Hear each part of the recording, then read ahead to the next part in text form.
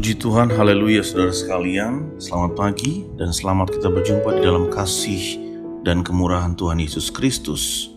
Kita bersuka cita, kita boleh ada dengan tubuh yang sehat pagi hari ini untuk kembali dikuatkan, untuk kembali belajar dari kebenaran firman Tuhan. Tentunya menjadi doa dan harapan saya supaya saudara sekalian dalam keadaan sehat, dalam keadaan baik, penuh sukacita, dan kiranya berkat dan kebajikan Tuhan selalu mengikuti saudara dimanapun saudara berada dan apapun yang saudara kerjakan dalam nama Yesus berhasil. Sebelum kita mendengar firman Tuhan, mari terlebih dahulu kita berdoa. Bapa, di dalam nama Tuhan Yesus Kristus, puji dan syukur kami naikkan kepada Engkau Tuhan, karena Engkau memberikan kami kesempatan kembali untuk belajar dari firman-Mu sebelum kami sibuk dengan aktivitas kami. Mari Tuhan berbicara kepada kami dan kami semua siap menjadi pelaku firman Tuhan. Kami sudah berdoa dan mengucap syukur hanya di dalam nama Tuhan Yesus Kristus. Haleluya. Amin. Puji Tuhan, renungan firman Tuhan pagi hari ini kita ambil dari Lukas 9 ayat 62. Demikian firman Tuhan. Tetapi Yesus berkata, setiap orang yang siap untuk membajak tapi menoleh ke belakang tidak layak untuk kerajaan Allah. Haleluya. Saudara yang terkasih, di dunia yang maju dan serba canggih, dunia yang serba modern ini, siapa yang sangka kalau ternyata masih terjadi perang antar negara? Kita semua tahu telah terjadi perang di Eropa antara Rusia dan Ukraina. Dan perang yang terjadi antara kedua negara tersebut menimbulkan sentimen yang berbeda. Dan banyak orang juga beranggapan perang antara Rusia dan Ukraina itu akan menyulut terjadinya perang dunia ketiga dan tentunya akan menjadi akhir zaman.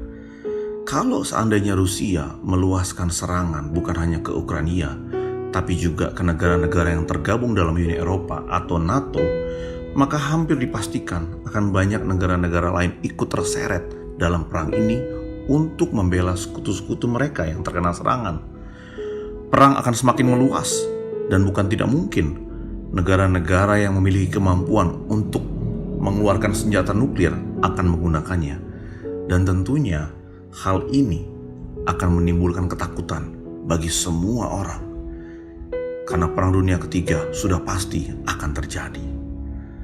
Dan saudara yang terkasih, apa yang terjadi di dunia ini, apa yang terjadi antara Rusia dan Ukraina, itu merupakan tanda-tanda bahwa saat ini kita hidup di zaman akhir, di mana kedatangan Tuhan sudah tidak lama lagi.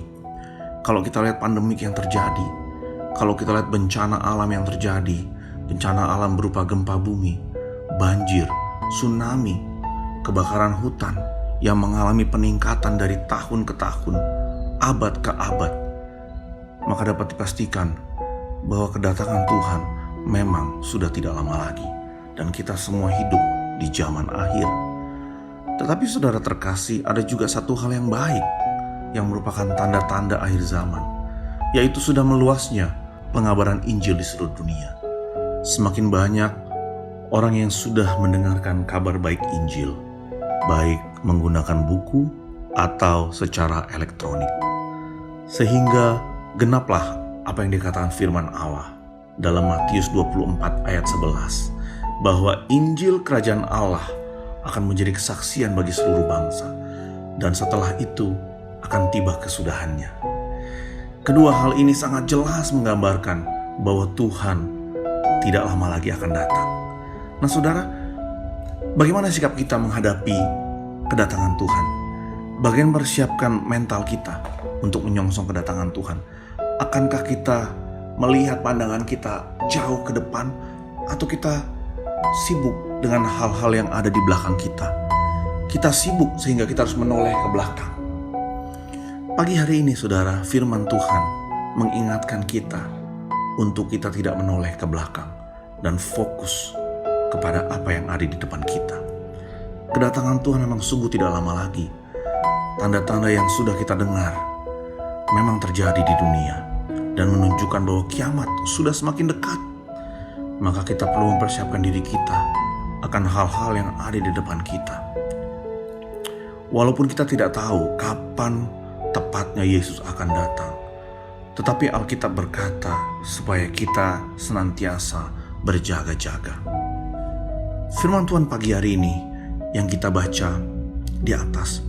Itu mengingatkan kita kepada kisah istri Lot. Kalau kita baca di dalam Lukas 17 ayat 32, di situ tertulis, ingatlah akan istri Lot. Kita tentu tahu kisah istri Lot, kisah yang tidak asing bagi kita semua. Dalam Kejadian 19 kita membaca bagaimana Tuhan menghancurkan habis Sodom dan Gomora dengan api dari langit. Dan istri Lot sudah diperingati oleh malaikat untuk terus maju dan tidak melihat ke belakang. Tetapi apa yang terjadi? Dia malah melihat ke belakang. Dia tidak bisa melupakan apa yang ada di belakang dia. Akibatnya dia mati dan menjadi tiang garam. Bila diibaratkan, apa yang dilakukan oleh istri Lot ini merupakan contoh ketidaktaatan kepada Tuhan dan masih menyayangkan dunia dan harta jasmaninya. Ini merupakan satu bukti bahwa istri Lot masih tidak bisa melupakan harta benda yang dimilikinya. Dia masih mementingkan harta lahiriah daripada hal-hal yang rohani yang dapat membawanya kepada kekekalan. Dia begitu terikat dengan masa lalunya dan semua hal yang ada di belakangnya. Saudara yang terkasih, apa yang mau disampaikan Tuhan melalui ayat emas yang kita baca? Ada 3 hal. Yang pertama, janganlah kita mengasihi dunia. Dalam 1 Yohanes 2 ayat 15 dan 16 berkata, janganlah engkau mengasihi dunia dan apa yang ada di dalamnya. Jikalau orang mengasihi dunia, maka kasih akan Bapa tidak ada dalam orang itu. Ayat 16, sebab semua yang ada di dalam dunia, yaitu keinginan daging dan keinginan mata, serta keangkuhan hidup, bukanlah berasal dari Bapa. Kalau engkau mengasihi dunia, mengasihi harta bendamu lebih daripada engkau mengasihi Bapa, maka hari ini Tuhan mengajak kita semua untuk mulai mengasihi Bapa, mengasihi Tuhan lebih dari apa yang kita punya. Yang kedua, janganlah kita ingat hal-hal yang terdahulu. Dalam Yesaya 43 ayat 18 berkata, janganlah ingat-ingat hal yang dahulu, dan janganlah perhatikan hal-hal yang dari zaman purbakala. Lihat, aku akan membuat sesuatu yang baru, dan yang sekarang sudah tumbuh. Belumkah kamu mengetahuinya? Sebab kalau kita masih teringat akan masa lalu kita, maka akibatnya kita tidak akan bisa berlari untuk mencapai tujuan hidup kita. Atau bahkan kita akan merasa setengah hati untuk mencapai tujuan hidup kita. Dan yang ketiga, saudara terkasih, mari kita arahkan pandangan kita kepada Tuhan Yesus. Ibrani 12 ayat 2a berkata, marilah kita melakukannya dengan mata tertuju pada Yesus. Firman Tuhan pagi hari ini sudah jelas. Janganlah kita merasa sayang dan cinta akan harta yang kita miliki. Janganlah kita mengalahkan cinta kita kepada Tuhan dengan cinta akan dunia yang fana. Karena cinta akan dunia membawa kita kepada kebinasaan, tetapi cinta akan Tuhan Yesus membawa kita kepada keselamatan. Cinta akan Tuhan Yesus memberikan kita hidup yang kekal. Cinta akan Tuhan berarti juga kita akan cinta untuk berada di rumah Tuhan. Dalam Mazmur 69 ayat 10 berkata, cinta akan rumah Tuhan menghanguskan aku.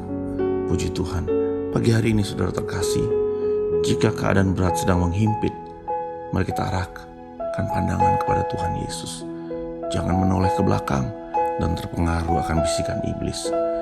Jangan sampai kegagalan masa lalu kita atau belenggu-belenggu masa silam melemahkan iman kita.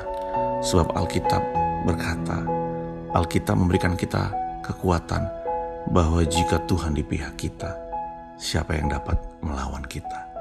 Puji Tuhan saudara. Mari kita berdoa meresponi firman Tuhan pagi hari ini.